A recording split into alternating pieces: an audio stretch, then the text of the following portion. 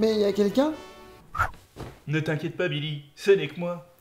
Oh, schizo de Noël, tu vas me raconter encore une de tes jolies histoires.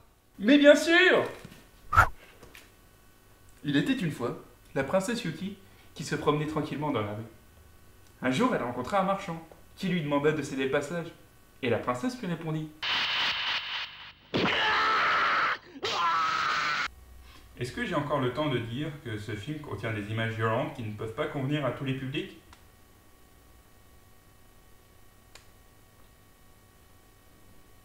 Je me disais aussi.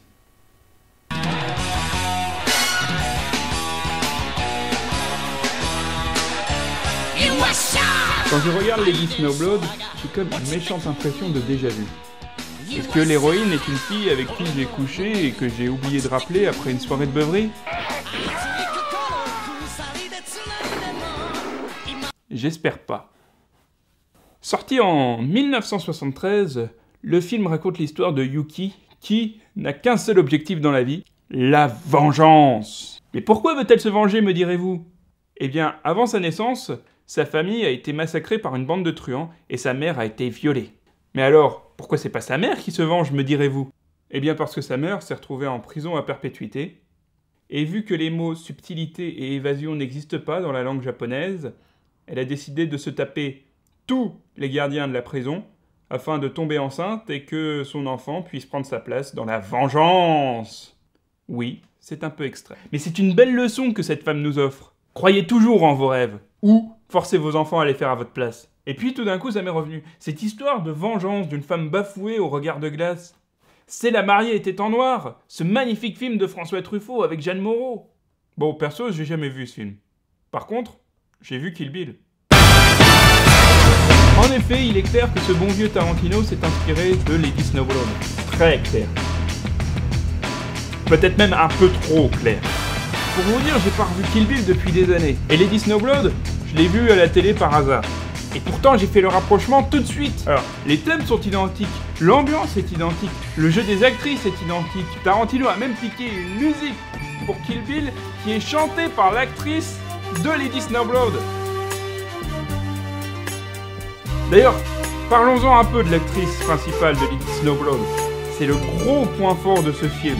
Elle s'appelle Meiko Kaji et, à ce que j'ai compris, c'est la Barbara japonaise qui fait de la musique et de temps en temps un peu de ciné. Ou l'inverse, je sais plus. Non mais regardez ce regard de glace, alors qu'elle est au milieu d'une mare de sang. On voit que c'est pas elle qui nettoie après. Oui, mon Stormtrooper réveil fait aussi savon de Marseille.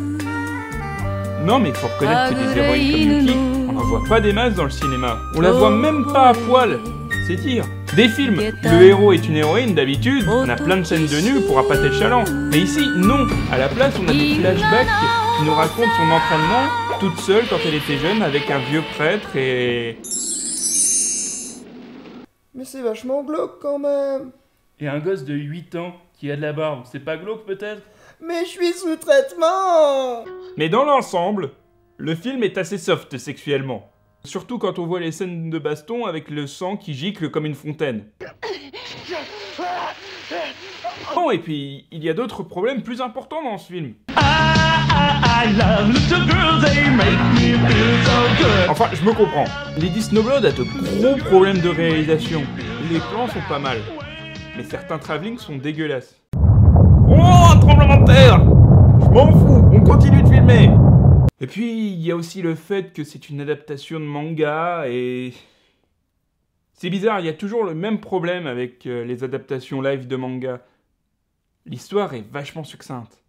Le film a un côté très calme, très Japon féodal, où on regarde la neige tomber sur les cerisiers en fleurs pendant que des ninjas font du boudin avec les tripes d'un samouraï.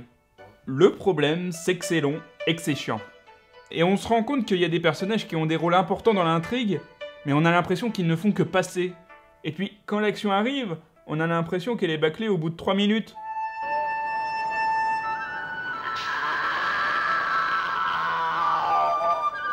La vache, ça me rappelle comment je bosse. Donc pour faire simple, Lady Snowblood, c'est Kill Bill, mais en plus court. Si vous aimez le sang, le Japon et la neige, c'est un étrange combo, mais ce film est fait pour vous. Mais elle est vachement courte ton histoire, Schizo. Mais tu sais, Billy, au fond, ce n'est pas la durée de l'histoire qui compte, ni même l'histoire en elle-même.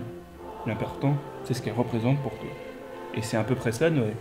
L'important, ce n'est pas les cadeaux, les sapins, la dinde, les boules, mais c'est la famille, l'amour, la neige et la beauté et tout ce que tu te rappelleras quand tu seras en été et que tu te diras c'était bien mieux, Noël.